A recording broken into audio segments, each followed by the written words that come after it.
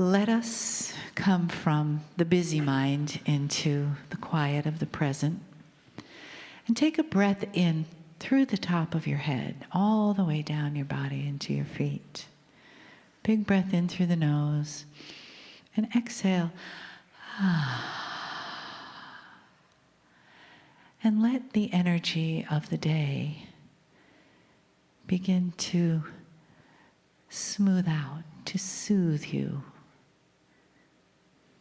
Not just as information, not just as energy, but a beautiful balance of both, spirit and matter, dancing together. And then another breath in, and this time exhale through your heart center.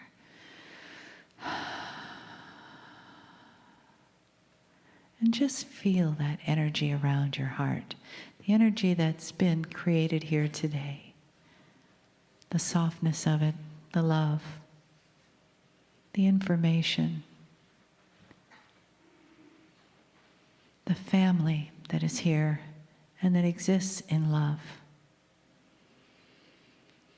And as your breath softens and you become more present and ready to receive the message from Kryon, keep that breath in your heart,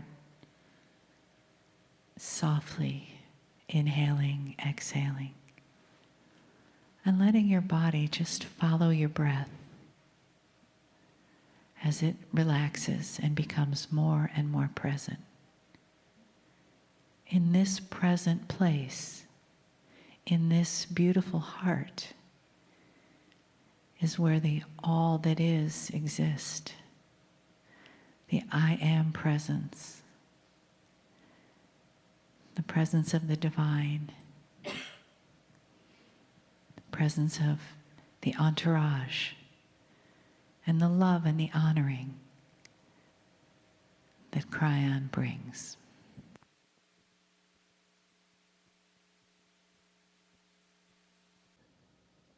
Greetings, dear ones. I am Kryon of Magnetic Service.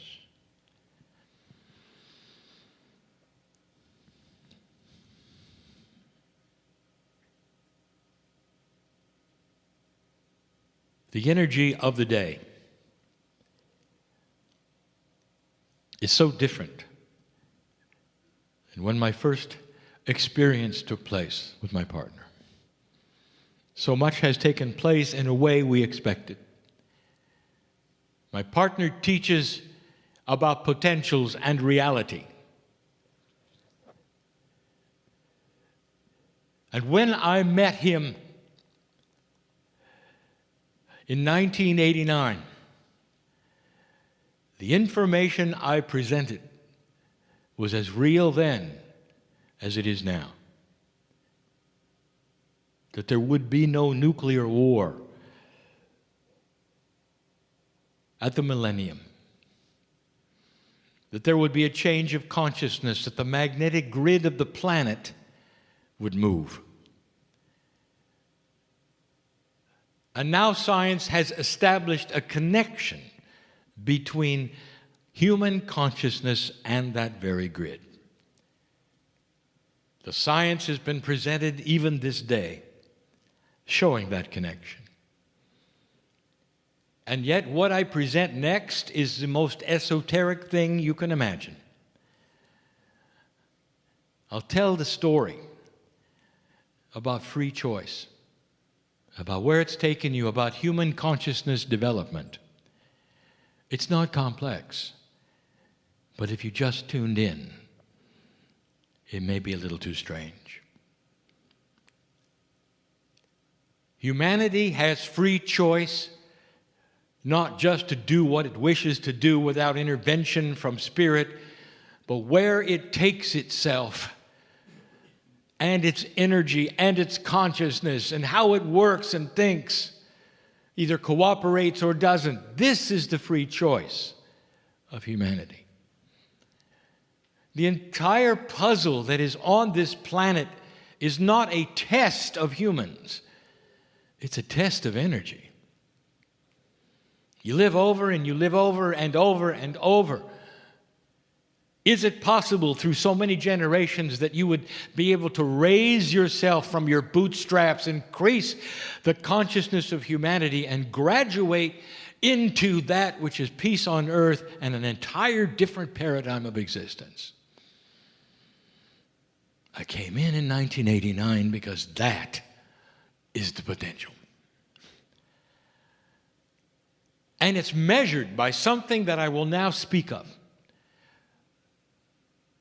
The entire reason that things took place in the 80s the way they did, the wild cards that you saw, even that which is the fall of the Soviets, all the unexpected things, there are more of them coming.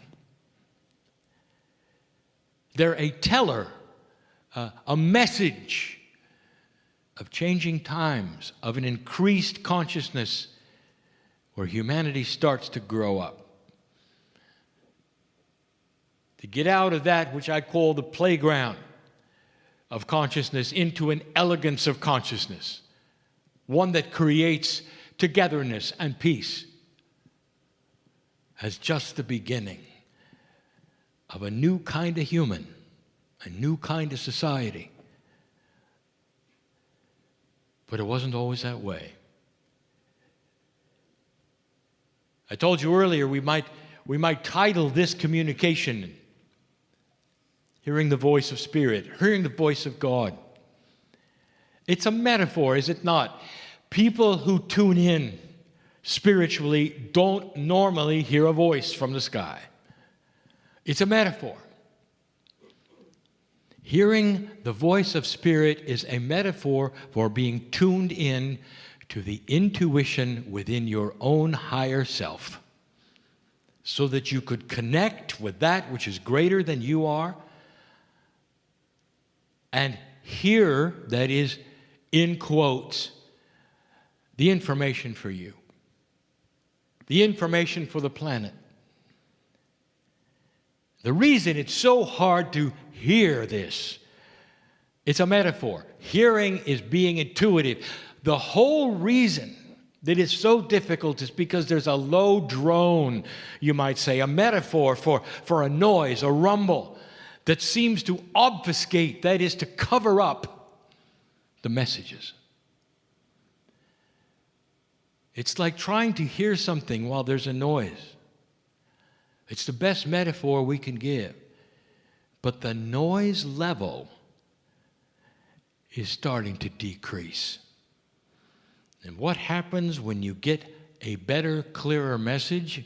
You change, the world changes. Those around you also hear what's going on. Even those who don't want to hear it, hear it. The metaphor is hearing. Don't leave this place thinking you're going to hear something with your ears. This is a metaphor. It's about being in tune with the intuition of knowing what's right and what's wrong, what's going on with you, with the enhancement of feeling potentials. All of that is hearing the voice of Spirit. Now, the hardest thing for us to teach is what my partner has been teaching for some years. The easiest way for you to approach this when he says that your DNA is not working at 100%. It is working in the 30% area. In the 30s is where it is. It's not even at half. It's a metaphor. There's no instrument that is going to clamp around your DNA and give it a percentage. But it's the best we can do to tell you where you are at when it comes to the consciousness of humanity. Now, I want to give you some information, just that is of interest, how this all started, where it went to.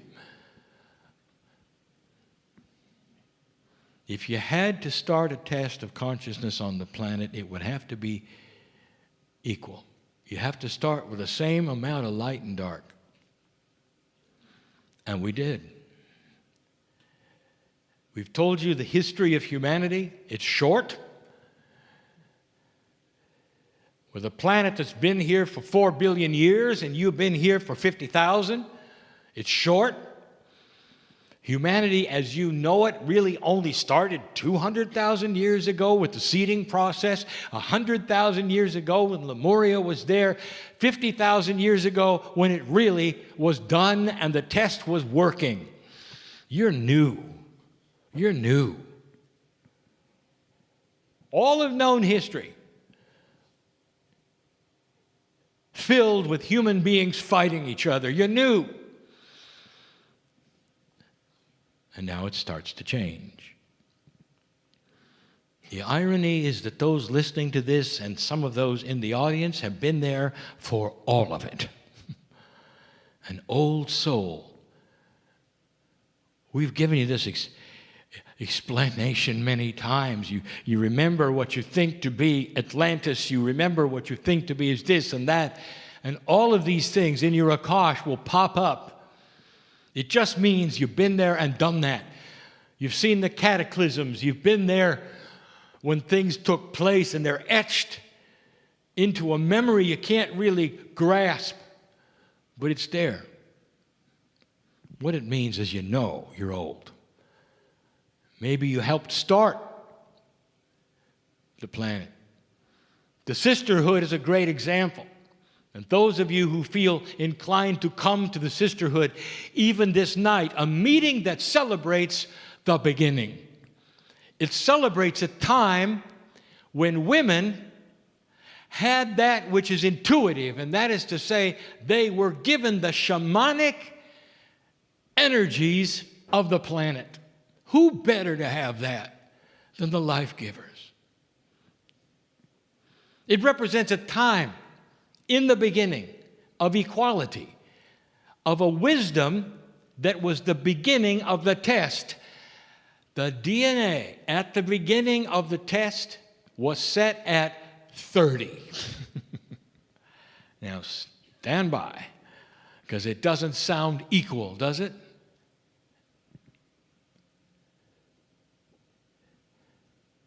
It quickly went to 35. Quickly. Because that's where it belonged, to have full equality over the darkness. Now, stay tuned, and what I mean by that is listen up. I'll give you something you should know. This shows you in the numbers the power of light over dark. When you got to 35% of DNA working, it was equal to 65% of darkness. Now, for those of you who don't really understand the numbers, it's not 50-50, but perceptually it was. Power-wise, it was. 35-65.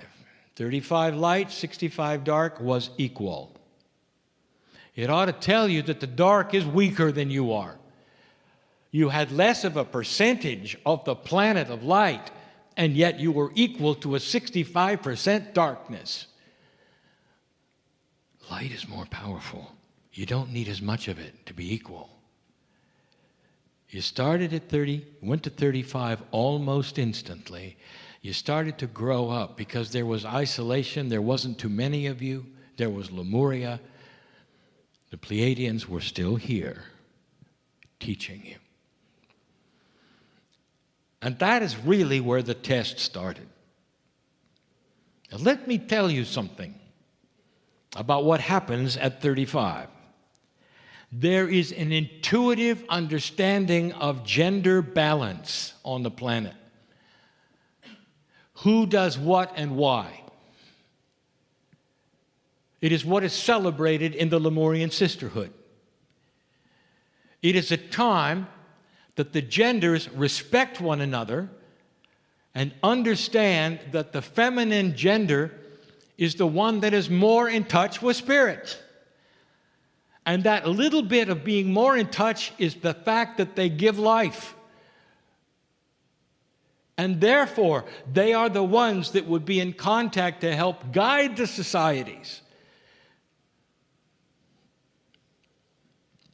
As soon as the DNA started to lose percentage, the gender balance was dysfunctional. If you want to have a test,